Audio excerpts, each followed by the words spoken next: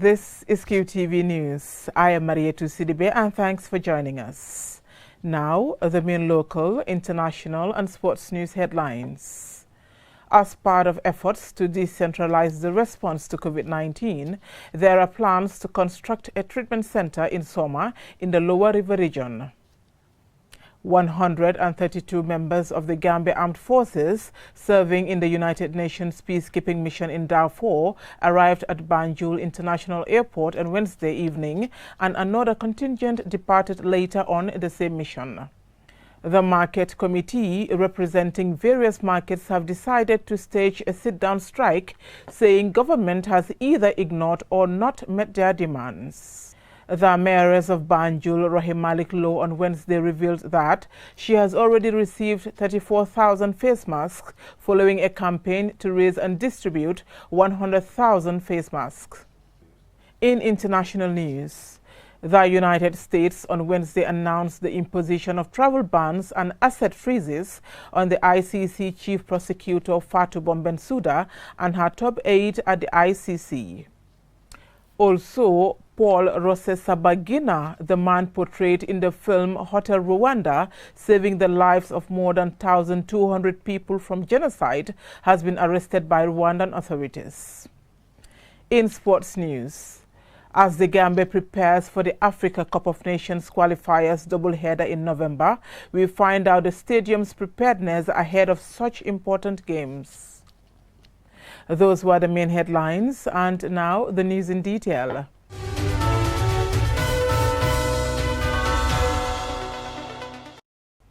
In local news, members of the Gambia Armed Forces serving in the United Nations peacekeeping mission in Darfur began a rotation of contingents last Wednesday.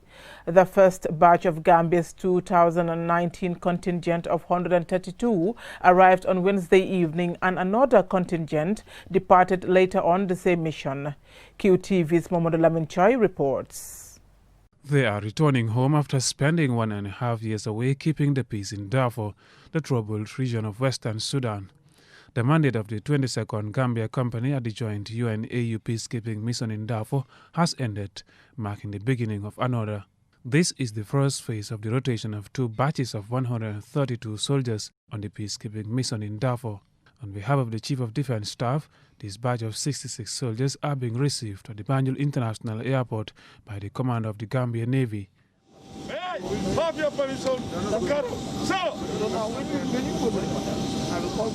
The 2019 Gambia's contingent would have returned earlier after the end of their 1-year mandate, but the United Nations resolution extended it in the wake of the coronavirus pandemic and its restrictions. It was a successful mission for these soldiers, who are filled with pride for their service and legacy in Darfur. The commander of this batch told us that due to the significant role of Gambia's contingent, our soldiers have attracted admiration from officials of UNAMID, and that this contributed to their retention at the mission up to this time.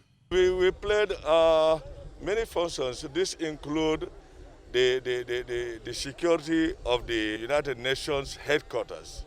And the administrative, we also provided administrative assistance, all right, by providing the clerks, the drivers, all right, and basically we were responsible of the headquarters and the top brass of the United Nations in Darfur. Serving in a peacekeeping mission can be daunting task due to the atmosphere of conflict, which required them to be there in the first place. For our contingent, the report has been one of positivity. They are all sound and well returning back home and are to be quarantined. Later in the night, the first batch of the 23rd Gambia Armed Forces contingent to Darfur were also being seen off at the Banjul International Airport for deployment at the mission in Darfur. The batch of 66 soldiers went through a 1-month-long training program, preparing them physically and professionally for their mandate. Colonel Usman Gomez, the commander of the Gambia National Army, sends them off with a farewell message, but emphasizing for them to put up the best of practice in their representation of the Gambia. You already a military personnel. Your professionalism should not be compromised. Am I clear? Yes, your integrity should not be compromised. Am I clear? Yes, respect for humanity, respect for the rule of law, respect for human rights. You dare not to compromise that. Am I clear? Yes, These are the few warnings that I have to tell you.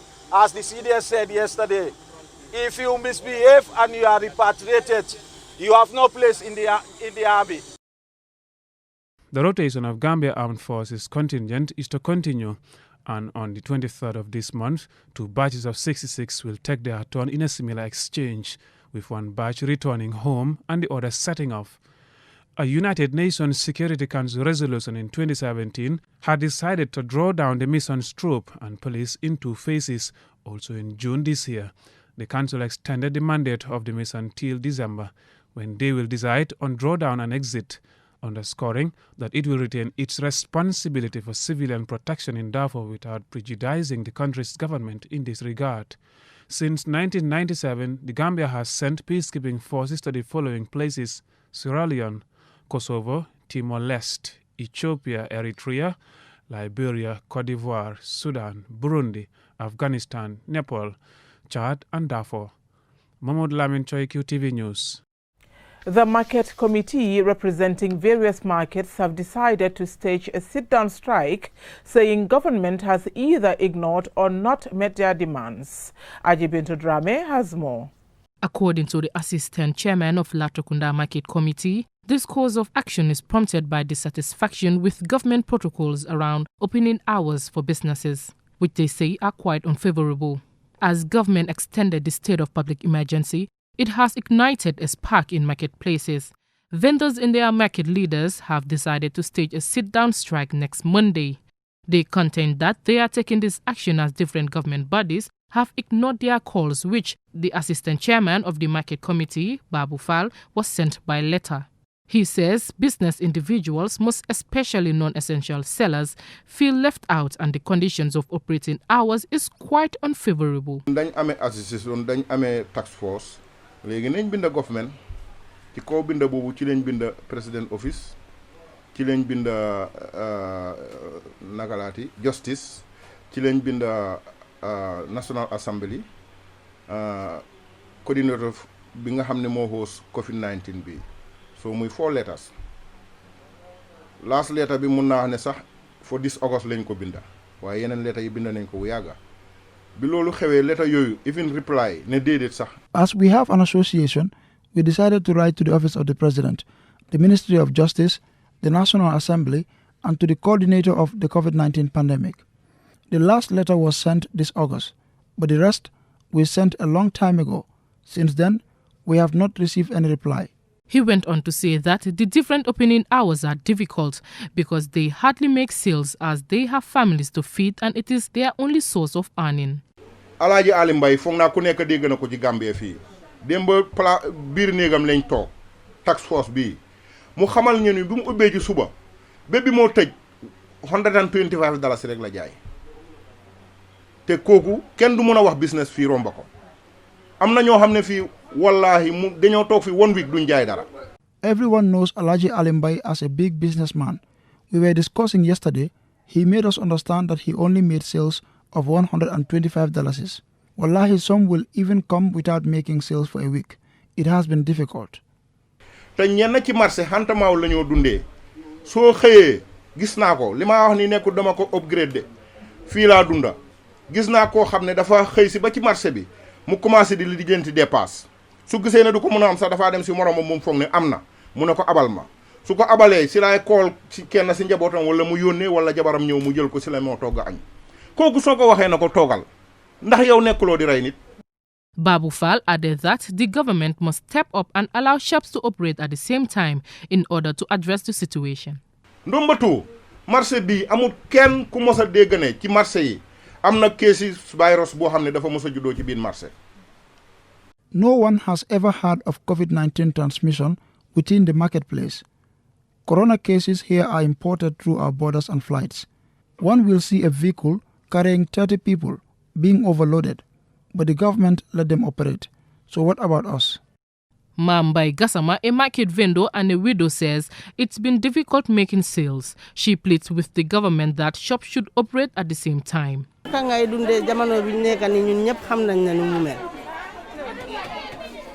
We all know these are trying times, but people, including me, if we don't sell, we won't be able to feed our families. Ajibintu Dwame, QTV News. We will go for a short commercial break, and when we come back, the news continues with some more local, international and sports news stories. Do stay tuned. Right time, right place, right price. Promote your product, business and brand to millions of viewers nationwide or across the globe. Call QTV Marketing on 324444 or email us at marketing@qtv.gm for all your advertisement needs. QTV Gambia, right place. Welcome back. The impact of COVID-19 has hit across all sectors, including agriculture, which is a key contributor to the Gambia's GDP and also a major employer.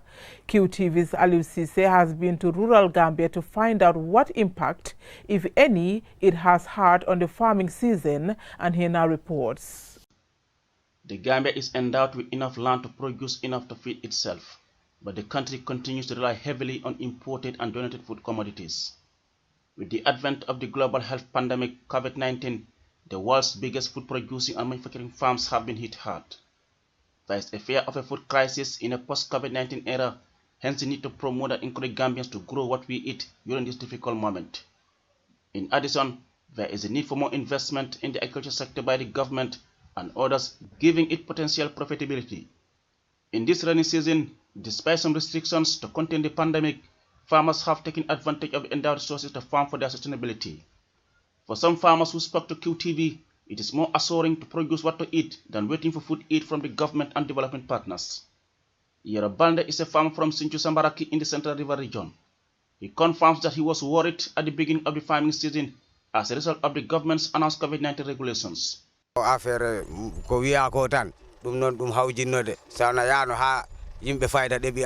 a moment of fear at the start, because we nearly abandoned our farms. We had to be strategic and take it easy to visit the farms. But thank God, some of the farms have done well and we are hoping for a bumper harvest. Saja Dukuri is another farmer in Taifa village who expressed similar to those of Yerobande. He told QTV the ban on public gatherings proved difficult to adhere to as they needed to be together while farming. What is certain is that the people are aware of the COVID-19 preventive measures despite denial by some sections of the population. I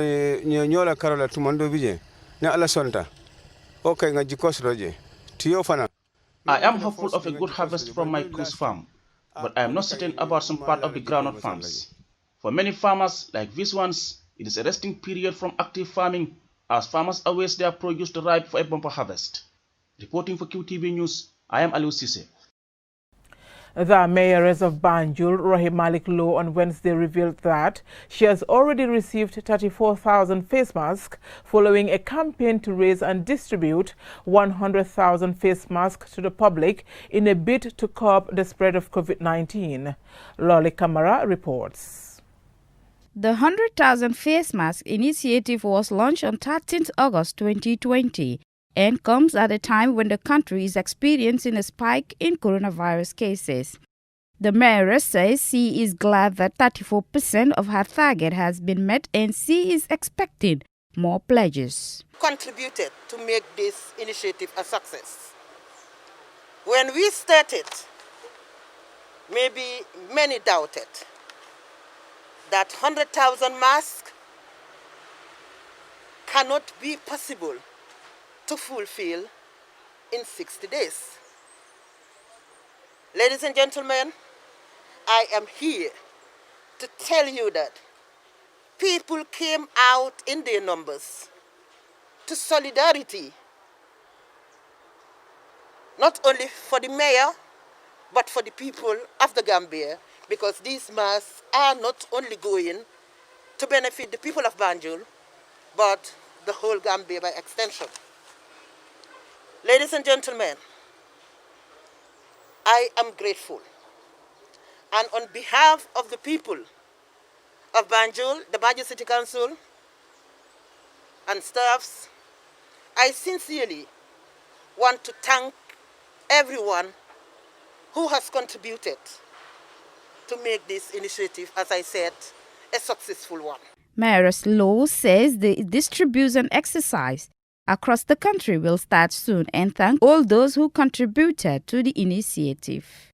In another development, the Buntong Kono initiative, headed by lawyer Usainu Dabo, donated 400 bags of rice and 30 bags of sugar to the Banjul City Council to help mitigate the impact of COVID-19 on vulnerable families. The mayoress assured members of the Buntong Kono initiative that the food items will reach the most vulnerable families in the capital, irrespective of political, ethnic, and religious affiliation. For QTV News, Lolly M. Kamara. We will take another short break and we'll continue with international and sports news when we return.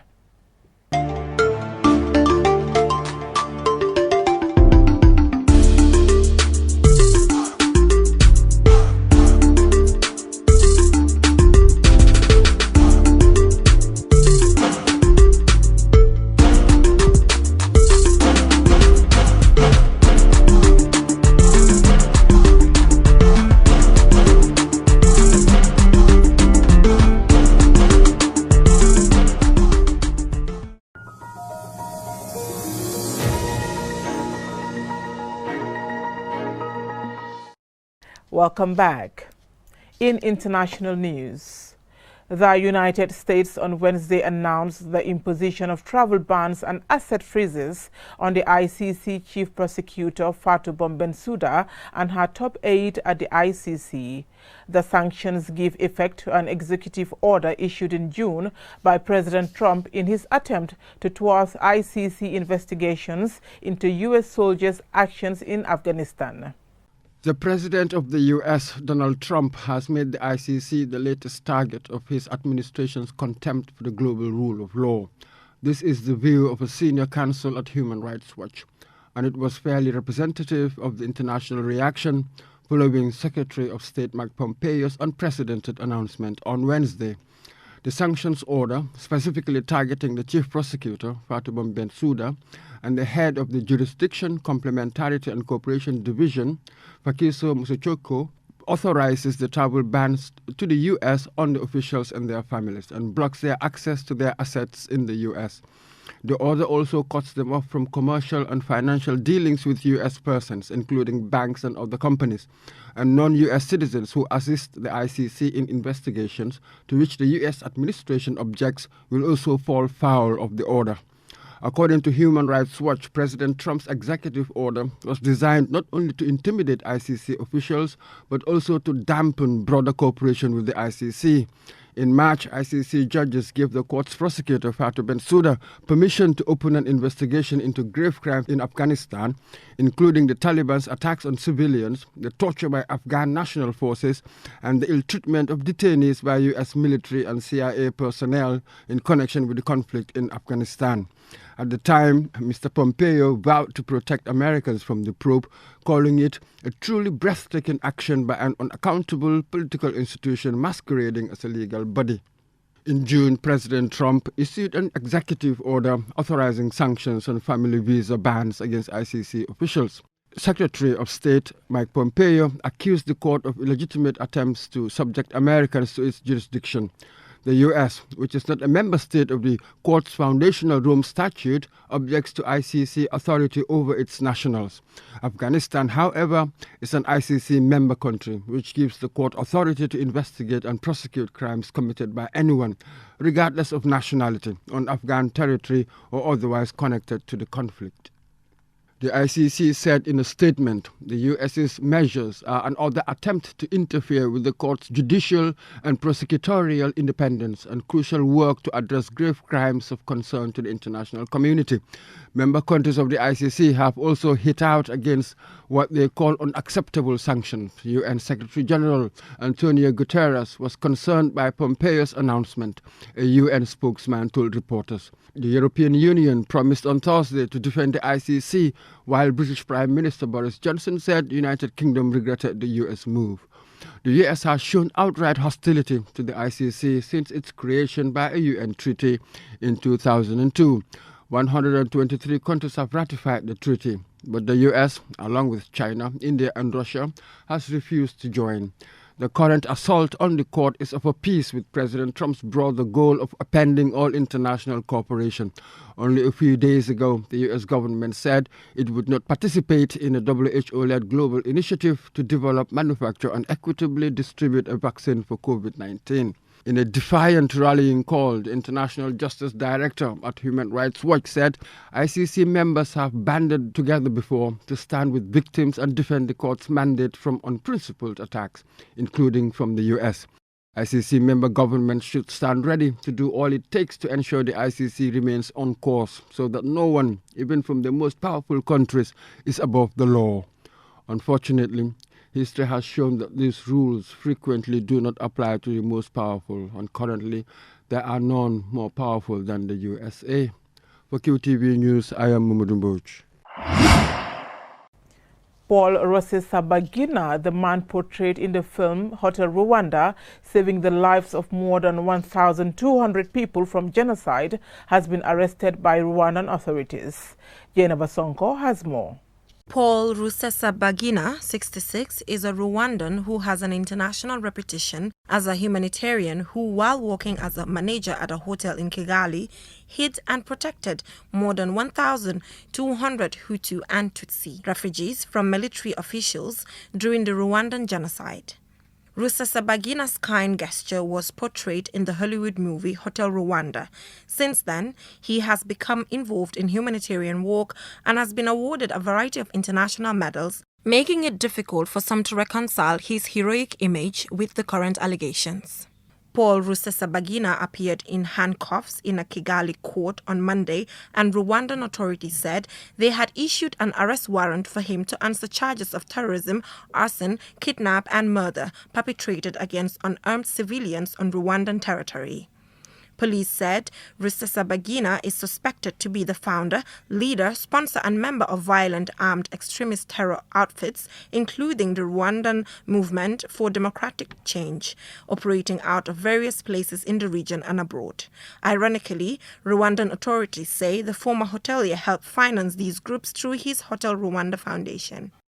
According to reports, some survivors of the genocide who were at Rusesabagina's hotel alleged that they had to pay for their protection and that others were even handed over to the killers by the former hotelier. The accusations against Rusesabagina were made first public by Kigali government in 2010, when he became an increasingly vocal member of the opposition and after he had received yet another international award. Political journalist Muwanga, in an interview with DW, recalled the cases of several Rwandan opposition leaders recently being killed. He added that Rusesabagina's arrest is a success for the Rwandan government because it is gradually eliminating various leaders of the armed groups. He added that the opposition made a mistake by choosing to confront Kagame and his government with arms because Kagame is particularly strong in this area. Rusesabagina's adopted daughter says her dad has been kidnapped and that they are hoping for his safe release, adding that she is worried about her dad not being able to receive his hypertension treatment. The case is being closely observed around the world as Rusesabagina is the most well-known of President Kagame's critics to be arrested. Reporting for QTV News, I am Jennifer Sonko.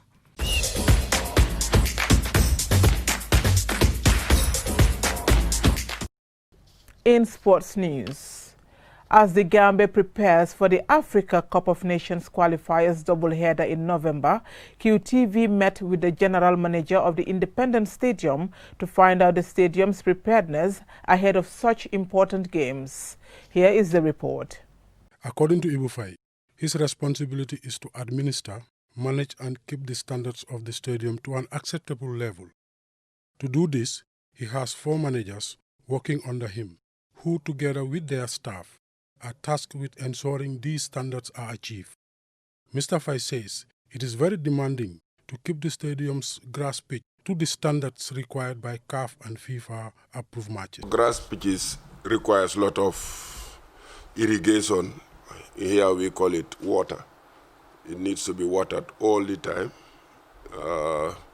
It needs to be kept on shape all the time. to cut the grass to a level, that is usable, not to allow the grass to grow, to be weeding all the time, and to make sure that, you provide fertilizer and apply fertilizer and all the other things. Is very demanding. If you look at the stadium grass, is giant Bahama grass. That's not the required grass for modern football, because modern football they use Bermuda grass and so on, because Bermuda grass can grow, is good for all weathers. Among some of the resources that require updating, Fai says the sprinkler system is old and sometimes does not work, and to keep the grass pitch up to the required standards, a regular water supply is important. The sprinkler system, which was since 1983, we have challenges, very serious challenges with it, because now it works, it doesn't work, and you cannot get the spare parts now, because these are Chinese-made sprinkler system that existed since.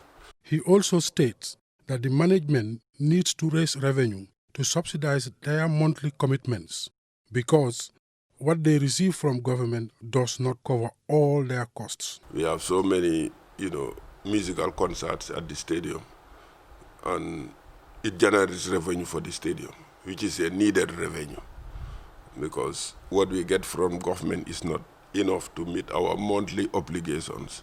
So we have to generate other avenues of getting revenue, and one of them is musical shows, Rasulin, trade fairs, and hiring the stadium facilities is a big challenge. But we realize that as we are growing in football, our stadium, we cannot continue using the stadium, especially the grass pitch, with so many activities.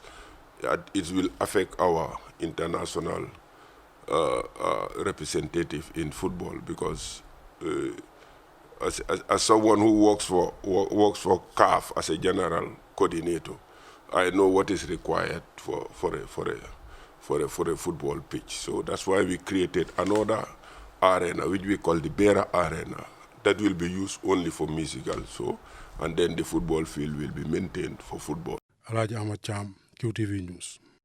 Before we end this bulletin, let's take a quick look at our main stories. As part of efforts to decentralize the response to COVID-19, there are plans to construct a treatment center in Soma in the Lower River region. 132 members of the Gambia Armed Forces serving in the United Nations peacekeeping mission in Darfur arrived at Banjul International Airport on Wednesday evening, and another contingent departed later on the same mission.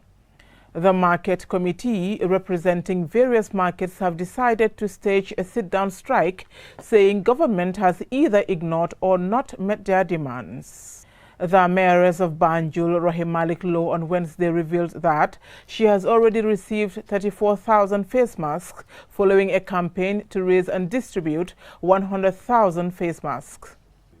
In international news, the United States on Wednesday announced the imposition of travel bans and asset freezes on the ICC Chief Prosecutor Fatou Bensouda and her top aide at the ICC. Also, Paul Rusesabagina, the man portrayed in the film Hotel Rwanda, saving the lives of more than 1,200 people from genocide, has been arrested by Rwandan authorities.